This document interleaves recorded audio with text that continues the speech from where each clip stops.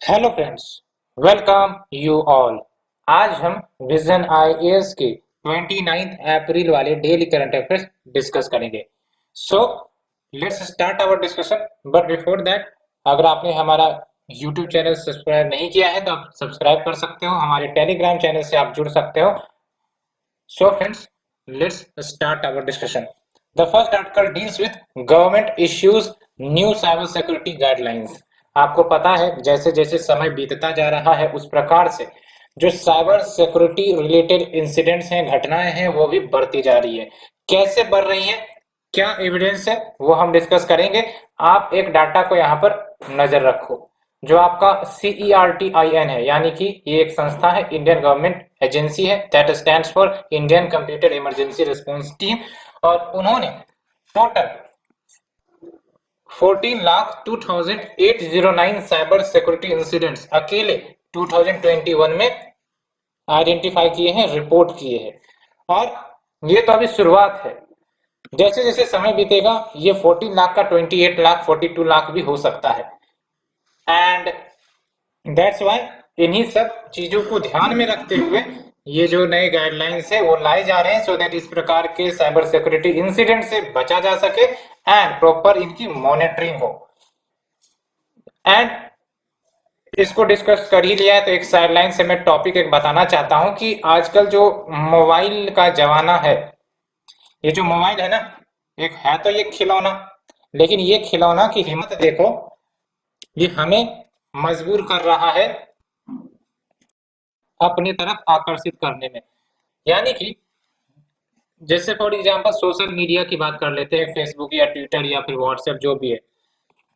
आप देखो क्या इसका आप कंस्ट्रक्टिव यूज कर पाते हो या फिर इससे सिर्फ और सिर्फ टाइम वेस्ट ही होता है। ये सब थोड़ा सा ऑब्जर्वेशन करो, उसके बाद पता चलेगा कि मोस्ट ऑफ द टाइम ये सब जो सोशल मीडिया एप्स हैं या फिर जो भी आपके मैसेजिंग एप्स सब हैं, वो कहीं ना कहीं हमारे टाइम ज्यादा खाते हैं, not for the constructive purposes but for destructive purposes. That's why कहीं ना कहीं हमें इस खिलौने से अपने आप को सेग्रीगेट रखने की जरूरत है, because these are destroying our concentration power, focusing power, and ultimately we are not able to leave some time for ourselves independently। और यूं कह सकते हो कि आजकल ये जो मोबाइल है हम इसे रेगुलेट नहीं करते हैं, but these mobiles, these social media apps regulate us. And if this happens when someone controls us, then our independency gets destructive. That's why be a regulator of yourself। जो चीज आप regulate कर पाते हो उस पर आपका कंट्रोल रहेगा एंड आपका जो समय है एंड आपकी जो बुद्धि है वो सही दिशा में भी कार्य करेगी। दैट्स वाई जब भी आप सोशल मीडिया यूज करते हो या फिर कोई भी आप प्लेटफॉर्म यूज करते हो तो आपको ध्यान रखना है कि जो चीज भी कंटेंट परोसी जा रही है उस चैनल पर या फिर ऐप पर, वो सारा का सारा जो इफेक्ट है वो आपके अंदर भी आएगा। ठीक है, you are not only watching that but you are also engulfing that content into your mind. So be selective. मैं ये नहीं कह रहा हूं कि पूरी तरह से एलिमिनेट हो जानी चाहिए, but be selective. You choose कि what we should watch, what we should take, जो हमारे डेवलपमेंट के लिए काम करे। ठीक है, सो फ्रेंड्स ये थोड़ी सी हेडलाइन टॉपिक मैंने बात कर ली। तो ये मैं डिस्कस कर रहा था कि किस प्रकार से जो साइबर सिक्योरिटी इंसिडेंट्स हैं उसकी घटनाएं बढ़ती जा रही हैं एंड उसको डील करने के लिए गवर्नमेंट ने न्यू साइबर सिक्योरिटी गाइडलाइंस भी जारी की है। थोड़ा सा CERT के बारे में भी जान लेते हैं। ये जो आपका CERT है इसका फुल फॉर्म मैंने आपको बताया, Indian computer emergency response team, जो कि government mandated information technology security organisation है। और इसका बेसिक ऑब्जेक्टिव यही है कि जो भी साइबर सिक्योरिटी इंसिडेंट्स भारत में होते हैं उसको रिपोर्ट करना, उसको रेस्पॉन्ड करना एंड सिक्योरिटी प्रैक्टिसेस को IT सेक्टर में मजबूत करना। तो ये कुछ बेसिक अंडरस्टैंडिंग्स को आपको समझ में आ गई होगी। तो कंटेक्स्ट की बात करते हैं तो देख सकते हो CERTIN ने डायरेक्शंस इश्यू किए हैं related to the information security practices as well as cyber incidents के रिपोर्टिंग को लेकर under the provisions of section 70B of information technology act 2000। तो इस एक्ट के तहत जो गाइडलाइंस है वो इश्यू की गई है, पहली बात ये। क्या गाइडलाइंस है, तो आप देख सकते हो जो भी गवर्नमेंट एंड प्राइवेट एजेंसीज होंगी उनको मैंडेटरली रिपोर्ट करने पड़ेंगे जो भी साइबर ब्रीच इंसिडेंट्स होती हैं विद इन 6 आवर्स। ठीक है, यहाँ पर 6 मंथ नहीं है, विद इन 6 आवर है, दैट्स वाई। ठीक है, साथ ही साथ जो भी सर्विस प्रोवाइडर्स हैं, इंटरमीडियरीज हैं, डाटा सेंटर्स हैं, as well as government organisations, उनको मैंडेटरली जो भी उनके आईसीटी सिस्टम्स है यानी कि इंफॉर्मेशन कम्युनिकेशन टेक्नोलॉजी सिस्टम्स, उससे रिलेटेड जो भी डाटा है उनको रखनी पड़ेगी mandatorily as well as securely for a period of 180 days, and वो भी आपका इंडियन जुरिडिक्शन में मेंटेन करना पड़ेगा इनसे रिलेटेड डाटा को। एंड फिर आप देख सकते हैं जो वर्चुअल प्राइवेट सर्वर प्रोवाइडर्स है, जो वर्चुअल सर्वर प्रोवाइड करते हैं as well as cloud server providers, उनको कहीं ना कहीं रजिस्टर करने पड़ेंगे accurate information related to the subscriber name. कि लेट्स से कि मैं एक क्लाउड सर्विस खरीद रहा हूं from a cloud service provider, तो जो क्लाउड सर्विस प्रोवाइडर है वो मस्ट इंश्योर कि हमारा जो डिटेल है इन्फॉर्मेशन वो करेक्ट हो। ठीक है, एंड उससे रिलेटेड जो डाटा है उसको 5 साल या फिर उससे ज़्यादा के समय के लिए मेंटेन करना पड़ेगा as mandated by law. And ये सब जो कदम उठाई जा रही हैं, कहा जा सकता है कि it is a step in the direction to make India cyber secure, because on the one side we are moving toward digital sector digitisation, ठीक है, डिजिटल इंडिया, तो at the same time we should be cyber secure India as well. ठीक है, and हम कहीं ना कहीं cyber security के मामले में अच्छा भी परफॉर्म कर रहे हैं, which is highlighted by the report. आप देख सकते हो ग्लोबल साइबर सिक्योरिटी इंडेक्स कौन रिलीज करता है इसे आप हमें बताना, और इस रिपोर्ट में आप देख सकते हो जो इंडिया की रैंक है डायरेक्ट 37th पोजीशन से मूव होकर 10th पोजीशन में आ गई है, which showcases countries commitment towards cyber security.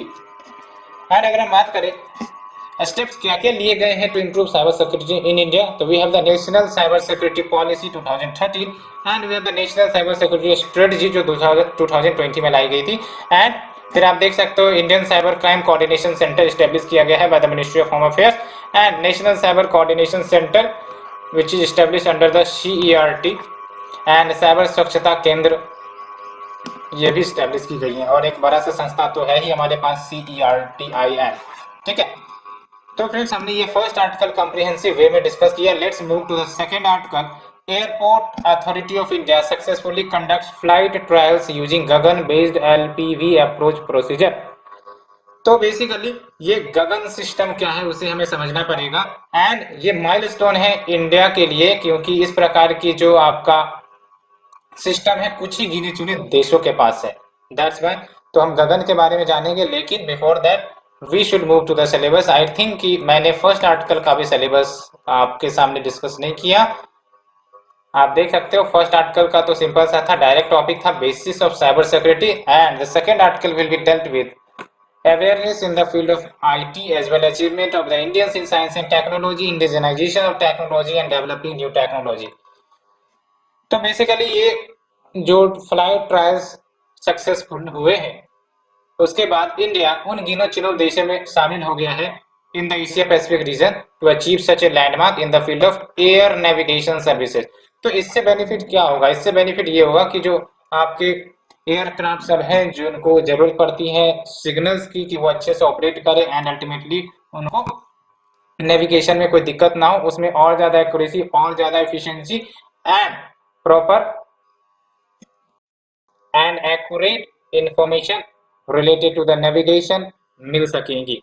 ठीक है, इसको आप सिंपली लिंक करना, ये जो गगन की बात मैं अभी करूंगा उसको आप सिंपल से लिंक कर देना कि जो GPS सर्विसेज का जो बेनिफिट्स है ना उसी प्रकार का बेनिफिट आपका गगन भी प्रोवाइड करेगा। ठीक है, तो एक बात आपको ध्यान में रखना है। और ये LPV क्या है, तो it simply stands for localiser performance with vertical guidance, and ये एयरक्राफ्ट गाइडेड अप्रोच को परमिट करता है जो ऑपरेशनली इक्विवेलेंट होते हैं category 1 instrument landing system ILS के, but no need to go to the technical standards. बस सिंपली आपको ध्यान रखना है कि जो ग्राउंड बेस्ड नेविगेशनल इंफ्रास्ट्रक्चर की पहले जरूरत पड़ती थी, अब LPV सिस्टम आने के बाद कहीं ना कहीं उसकी जरूरत कम पड़ेगी। ठीक है, और प्रॉपर एंड एक्यूरेट नेविगेशन किया जा सकेगा विद सिक्योरिटी एज वेल। कैसे? तो देख सकते हो ये आपका सब्सटेंशियल ऑपरेशनल बेनिफिट एयरक्राफ्ट को प्रोवाइड करेगा even in the poor weather and low visibility conditions. जैसे फॉर एग्जांपल ठंड के समय में आप देखते हो कि विजिबिलिटी कितनी ज्यादा गड़बड़ हो जाती है, ठीक है। एंड कभी अगर बरसात के सीजन में देख लो तो पूरा बादल छाया रहता है, तो प्रॉपर कहीं ना कहीं इंफॉर्मेशन, नेविगेशन, कनेक्टिविटी सब इंश्योर नहीं हो पाती है, जिसके कारण जो सेफ्टी है, सिक्योरिटी है, वो कहीं ना कहीं खतरे में आ सकती है। दैट्स वाई ये सब को अवॉइड करने के लिए प्रॉपर सिस्टम डेवलप की जा रही है। तो अगर हम बात करें गगन की, GPS aided geo augmented navigation इसका फुल फॉर्म है। और इसको मैंने आपको बताया कि जिस प्रकार के जीपीएस सर्विसेज आपको बेनिफिट ऑफर करते हैं उससे आप इसको लिंक कर सकते हो। तो जो गगन है ये आपका Indian satellite based augmentation system है, जो ज्वाइंटली डेवलप की गई है किनके द्वारा? Airport authority of India plus ISRO, दोनों ने मिलकर, for India as well as the neighbouring countries in the equatorial reason.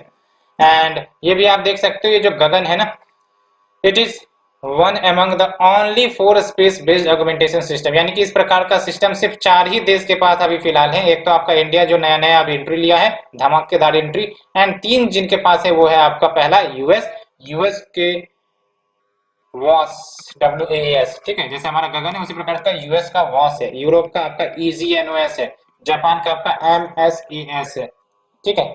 Even आप देख सकते हो चाइना के पास भी ये सिस्टम लगता है नहीं है। बेनिफिट ऑफ गगन की बात करें तो पहली बात तो ये कि एयर ट्रैफिक कंट्रोल में कहीं ना कहीं ये मदद करेगा।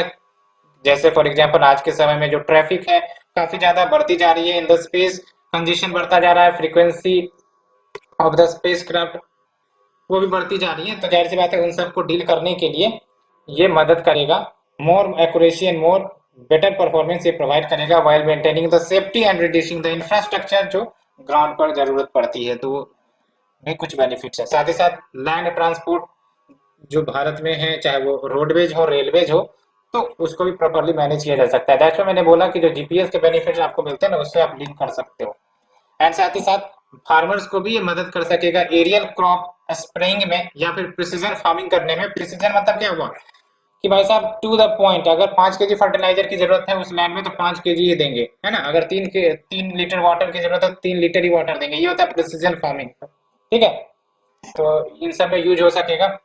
साथ ही साथ forest and wild life resource management system, जैसे फॉर एग्जांपल फायर इंसिडेंट को आइडेंटिफाई करने में, तो कहाँ फायर इंसिडेंट्स हुई हैं, कहाँ पर हमें पानी की जरूरत पड़ेगी, है ना, to cope with that fire incident, तो एग्जैक्ट लोकेशन पर हम पहुंचकर इन सब इश्यूज को सॉल्व कर सकते हैं। कुछ कीवर्ड देख सकते हो आप। इंस्ट्रूमेंट लैंडिंग सिस्टम क्या है आपका ये? तो basically standard international civil aviation organisation का प्रिसीजन लैंडिंग एड है, जो इस्तेमाल किया जाता है accurate descent guidance signal provide करने में to the aircraft, so that जो एयरक्राफ्ट है अगर वो लैंड करना चाहती है ऑन द रनवे, चाहे वो नॉर्मल सिचुएशन में हो या फिर एडवर्स वेदर कंडीशन में, तो वो आराम से सुरक्षित तरीके से लैंड कर सके। ये है आपका इंस्ट्रूमेंट लैंडिंग सिस्टम, ठीक है। तो फ्रेंड्स ये हमने डिस्कस किया। Let's move to the third article, the mystery particle finding that contradicts understanding of the universe. तो आपको पता है ना, हिग बोसोन का नाम आपने सुना होगा। हिग बोसोन को एक्सपेरिमेंटली एक प्रकार से डिस्कवर किया गया था fundamental particle of the universe के नाम से। और इसके लिए कौन सा प्रोजेक्ट था, उस प्रोजेक्ट का नाम हमें बताना। 2012 में आई थिंक कि हिग बोसोन के होने की जो आइडेंटिटी है वो पता लगाई गई थी, ठीक है। तो इसे डिटेल से डिस्कस करेंगे, बट सिलेबस पहले हम डिस्कस कर लेते हैं। तो the syllabus will deal with, देख सकते हो, awareness in the field of IT तो हो ही गया है, अब ये स्पेस है। तो रिसेंटली साइंटिस्ट ने पाया है कि जो फंडामेंटल पार्टिकल है डब्ल्यू बोसोन, उसकी जो मास है ना वो कहीं ना कहीं काफी ज्यादा है अगर हम कंपेयर करें जो स्टैंडर्ड मॉडल में बताई गई है। तो स्टैंडर्ड मॉडल में जो मास बताई गई है वो लेस बताई गई है, और जो अभी ऑब्जर्व होकर निकल कर आ रहा है डिस्कवरी के बाद उसमें ग्रेटर मास देखने को मिल रहा है। तो ये जो रिसेंट डिस्कवरी आई है वो इंडिकेट करता है कि हो सकता है कि हमारे यूनिवर्स में कोई नया फंडामेंटल इन्ग्रीडिएंट हो जिसका हो सकता है अभी पता लगाया न गया हो। दैट्स व्हाई मास इसकी ज्यादा है। तो ये भी एक इंडिकेशन है कि क्यों ना नया फंडामेंटल इन्ग्रीडिएंट हो सकता है जो हमने अभी तक आइडेंटिफाई न किया हो, ठीक है। वैसे भी आपको पता है यूनिवर्स के बारे में हम जानते ही क्या है, अभी तो हमने जानकारी लेनी शुरू ही की है। और जब भी हम यूनिवर्स के बारे में जानने की कोशिश करते हैं तो एक आंसर के बदले हमें 5000 क्वेश्चंस वापस से लौट कर आ जाते हैं। तो जवाब से ज्यादा क्वेश्चंस ज्यादा परेशान करते हैं साइंटिस्ट को इन द फील्ड ऑफ एस्ट्रोनॉमी और द यूनिवर्स, और काफी ज्यादा इंटरेस्टिंग भी है यूनिवर्स के बारे में जानना। ठीक है, तो अगर हम बात करें स्टैंडर्ड मॉडल की, तो स्टैंडर्ड मॉडल क्या है? तो एक प्रकार से ये मैथमेटिकल फॉर्मूला एंड मेजरमेंट्स है जो डिस्क्राइब करती हैं एलिमेंट्री या फिर fundamental particles of the universe को as well as their introductions. And इसके अंतर्गत 12 फंडामेंटल मैटर पार्टिकल्स बताए गए हैं जिसको क्वार्क्स एंड लेप्टॉन्स के रूप में क्लासिफाई किया गया, एज वेल एज 3 फोर्सेस जो मैटर के बिहेवियर को गवर्न करते हैं। वो 3 फोर्सेस क्या है आपको ध्यान रखने हैं? Electromagnetism and the strong nuclear forces and the weak nuclear forces. और ध्यान रखें कि यहाँ पर आपका जो फोर्स ऑफ ग्रेविटी है वो इंक्लूड नहीं की गई है in the standard model currently.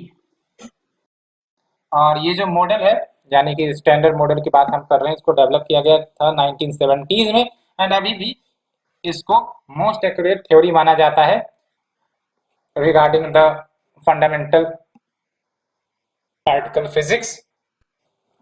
ठीक है, एंड इसी थ्योरी ने कहीं ना कहीं प्रोडिक्ट की थी existence of yet to discovered particle that is your Higgs boson.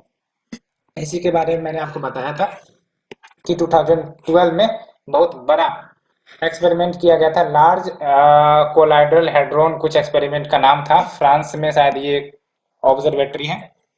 ठीक है, एंड बट देख सकते हो अभी भी ये मॉडल इनकम्प्लीट है, and these model are not able to explain कि जनरल रिलेटिविटीज की जो डिस्क्रिप्शन है अबाउट गैलेक्सी, वो ग्रेविटी वो क्या है, and why universe is expanding even at a faster rate and why there is more mass than the antimatter। इन सब के बारे में जानकारी कहीं ना कहीं अभी ये करेक्टली नहीं दे पा रहा है।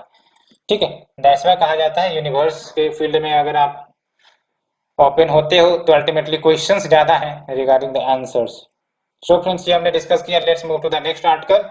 Frame rules to regulate indoor air quality in 4 months, national green tribunal tells the centre.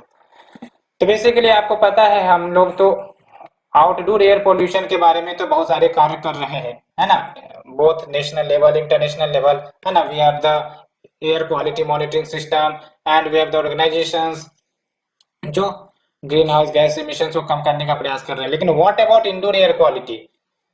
Indoor air quality के लिए हम क्या कर रहे हैं? क्या मॉनिटर भी कर पाते हैं इंडोर एयर क्वालिटी के कंटेंट को, पॉल्यूटेंट्स को?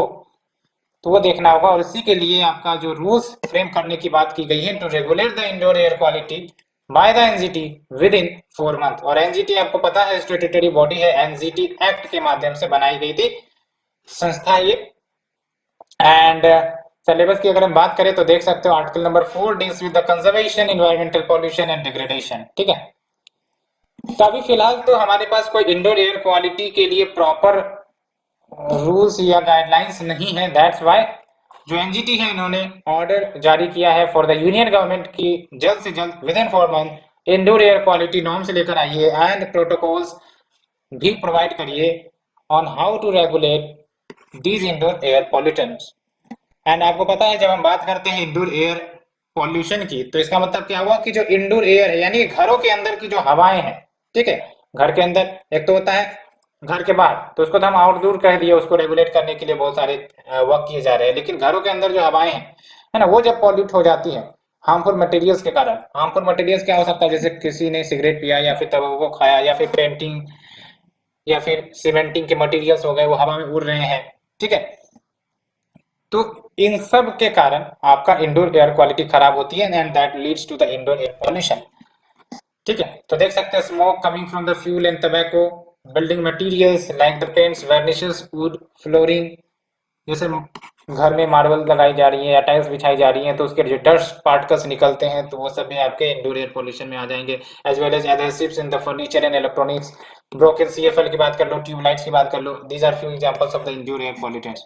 एंड यहाँ पर आप देखो क्यों भारत के लिए चिंता की विषय है, बिकॉज ऑन एवरेज जो इंडियन पॉपुलेशन है लगभग 80% of their time indoor environment में ही बिताते हैं। ठीक है, 80%। अब जब 80% of the time indoor environment में बिताए जाएंगे तो जाहिर सी बात है हमारी इंडोर एयर क्वालिटी अगर अच्छी होगी तो हमारा जो स्वास्थ्य है, हमारा जो हेल्थ है वो बेहतर होगा। अगर इंडोर एयर क्वालिटी खराब होगी तो हमारा जो स्वास्थ्य है वो काफी ज्यादा खराब होने लगेगा। दैट्स व्हाई हमें कहीं ना कहीं इंडोर एयर क्वालिटी को भी एक इंपॉर्टेंस देना है टू डील विद दैट। ठीक है, otherwise it will pose a serious threat to the human life. And आप देख लो about 500,000 Indians die prematurely every year due to the diseases caused by the indoor air pollution exposure, चाहे वो heart disease हो, strokes हो, respiratory disease हो, lung cancer हो, young children, women, elderly, ये सबसे ज्यादा अफेक्टेड होती है। ठीक है, अब इनिशिएटिव्स क्या लिए गए तो रिड्यूस आईएपी, तो ये काफी अच्छा टॉपिक है मुझे लगता है, दैट्स वाई इस पर आपको ध्यान रखनी है। इनिशिएटिव्स क्या लिए गए टू रिड्यूस आईएपी, तो पहली बात तो ये कि प्राइम मिनिस्टर उज्ज्वला योजना एलपीजी सिलेंडर की डिलीवरी की जाती है ना, सो दैट कोयले से बने या फिर जो लकड़ियों से खाना बनाए जाते थे महिलाओं के द्वारा वो ना हो, क्लीन फ्यूल इस्तेमाल हो। एंड वी हैव द उन्नत चूल्हा अभियान, retrofit of air conditioning to improve the indoor air quality for safety and efficiency, and we have the global alliance for clean cook stoves by the UN foundation। तो ये सब कुछ initiative लिए जा रहे हैं, ठीक है। And common indoor air quality, इसको थोड़ा सा ध्यान में रखना है, जैसे ओजोन हो गया, जैसे फॉर एग्जांपल कार्बन डाइऑक्साइड जो रिलीज होती है जब हम रिस्पायर करते हैं, मतलब है ना, सांस छोड़ते हैं तो CO2 रिलीज होती है, तो वो भी एक इंडोर एयर पॉल्यूटेंट ही है। House hold orders and gases, painting, cooking के दौरान ये सब जो गैसेस रिलीज होती है, ठीक है, एयरबोर्न पार्टिकल्स जैसे डीजल एग्जॉस्ट या फिर डस्ट या स्मोक, ये सब है, ठीक है। सो अपने जी हमने डिस्कस किया, let's move to the next article. Tribal cooperative marketing federation of India TRIFED organises national conclave on wild and forest honey. तो ट्राइफेड आपको पता है जो ट्राइबल रिलेटेड प्रोडक्ट्स है उनको प्रमोट करने का प्रयास करती हैं, तो it is one of the organisation जो कहीं ना कहीं ट्राइबल्स के लाइवलीहुड को यूं कहा कोई इनहेंस करने का काम करती है। So first discuss the syllabus friends, तो देख लो आप आर्टिकल नंबर, हाँ 6 नहीं 5 है क्या, 5 होगा ये, 6 तो नहीं, हाँ 5 है। Article number 5 will deal with economics of animal rearing, जिसमें आपका हनी बी सब आ जाएंगे, ठीक है।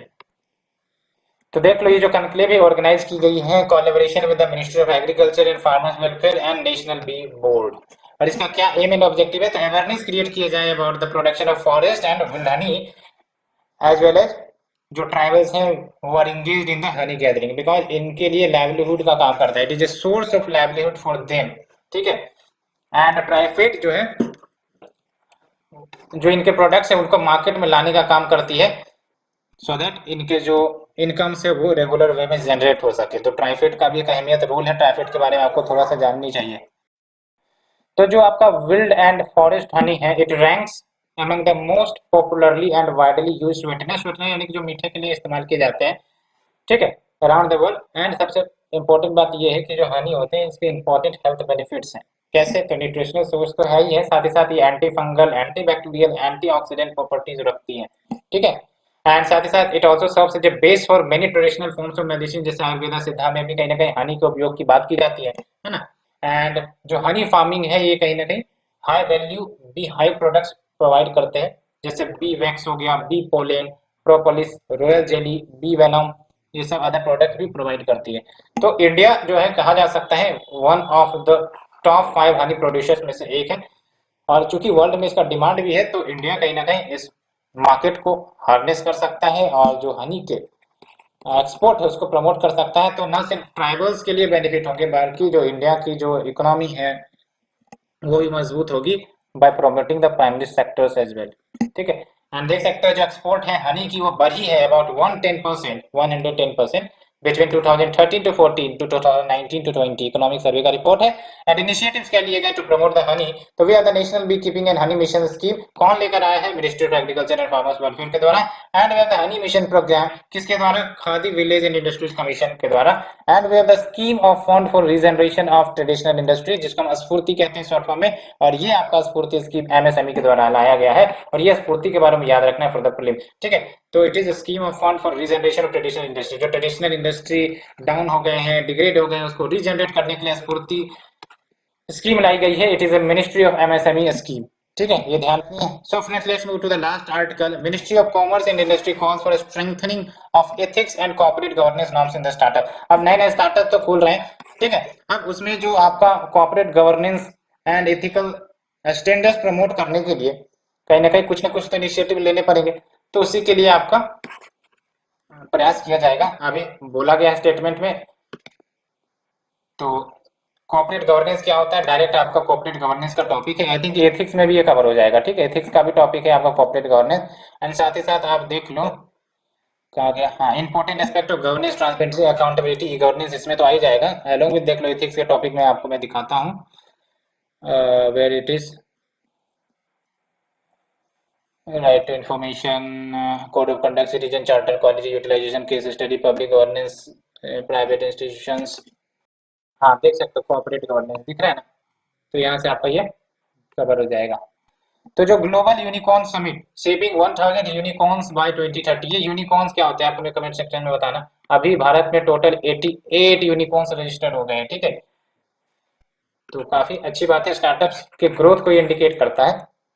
एंड ये ज्वाइंटली ऑर्गेनाइज किया गया था बाय सीआईआई यानी कि confederation of Indian industry and department for promotion of industry and internal trade. ये किस मिनिस्ट्री के अंतर्गत आती है? डीपीआईआईटी, ये किस मिनिस्ट्री के अंतर्गत आती है? मिनिस्ट्री ऑफ फाइनेंस या फिर आपका ministry of commerce and industry या मिनिस्ट्री ऑफ एमएसएमई, किसके अंतर्गत आती है आप हमें बताओ। ये काफी इंपॉर्टेंट क्वेश्चन भी बन सकता है डीपीआईआईटी। तो देख लो क्या की हाईलाइट है। तो पहली बात तो ये कि gen next national council create किया जाए as an advisory body, so that जो इंटरप्रेन्योरल टैलेंट है उसको नर्चर किया जा सके, एज वेल एज जो यंगस्टर के पोटेंशियल है उसको हार्नेस किया जा सके। साथ ही साथ स्टार्टअप कम्युनिटी वो डेवलप करे कॉर्पोरेट गवर्नेंस स्टैंडर्ड्स को, बेस्ड ऑन विच जो ऑडिटर्स है वो ट्रांसपेरेंटली ऑडिट करे अकाउंट को, एज वेल एज जो माल प्रैक्टिसेस अगर कुछ रिपोर्ट होती है तो उसको रिपोर्ट भी किया जाए। एंड लेवरेज मेटावर्स, मेटावर्स यानी कि जो डिजिटल यूनिवर्स का माहौल चल पड़ा है उसका इस्तेमाल किया जाए to boost the trade and the commerce. And home grown startups should list in India and not move to the tax haven. तो वही बोला गया कि जो भी होम ग्रोन स्टार्टअप है जो इंडिया में ग्रोथ कर रहे हैं तो वो इंडिया में रजिस्टर्ड हो, ना कि वो टैक्स हेवन देशों में चले जाए, ठीक है। And venture capitalist, venture capitalist basically startups को फंड प्रोवाइड करते हैं इनिशियल स्टेज पर, ठीक है। तो venture capitalist must promote and protect the intellectual property जो क्रिएट की गई है यंग एंटरप्रेन्योर्स के द्वारा, एज वेल एज एक्सपर्टीज भी प्रोवाइड करे to scale up and explore greater capital in future in the startup company. And when we talk about the corporate governance, तो इसका मतलब ये हुआ कि जो आपका कॉर्पोरेट जगत है, कॉर्पोरेट यानी कि वो इंडस्ट्री या कंपनी जहां पर मोर देन 1 शेयर होल्डर्स होते हैं उसको हम कॉर्पोरेट कहते हैं। उसको गवर्नेंस करने के लिए कॉर्पोरेट गवर्नेंस लाया जाता है and it is A system of rules, policy, practices, ठीक है, जिसके माध्यम से फॉर्म को डायरेक्ट की जाती है, कंट्रोल की जाती है, रेगुलेट की जाती है, ठीक है। एंड जो बेसिक प्रिंसिपल क्या होता है कॉर्पोरेट गवर्नेंस का, इसको तो ध्यान में रख ही लेना, accountability, transparency, fairness and responsibility, ठीक है। Accountability, transparency, fairness and responsibility. And good corporate governance के कारण क्या होगा, तो उसकी जो रैंकिंग होगी वर्ल्ड ओवर पर वो अच्छी होगी, इन्वेस्टर्स अट्रैक्ट होंगे, एथिकल बिजनेस प्रैक्टिसेस होंगे, फाइनेंशियल मोबिलाइजेशन भी हो सकेगा from various investor, because investors basically trust देखेंगे ना कि कंपनी कितनी ट्रस्टेड है और उस पर हम इन्वेस्ट कर सकें। तो good corporate governance is one of the indicator जिसके माध्यम से इन्वेस्टर अट्रैक्ट हो सकते हैं। एंड आप देख सकते हो it entails the area of environmental awareness, ethical behaviour, corporate strategy, compensation, risk management and companies act 2013। ये बेसिकली कॉर्पोरेट गवर्नेंस की बात करता है through board and board process. तो फ्रेंड्स ये हमने all these articles with in 30 minute discuss कर लिए। Hope you understood. अगर आपको आर्टिकल अच्छी लग रही है तो आप लाइक शेयर कमेंट सब्सक्राइब जरूर कर सकते हैं। Thank you very much.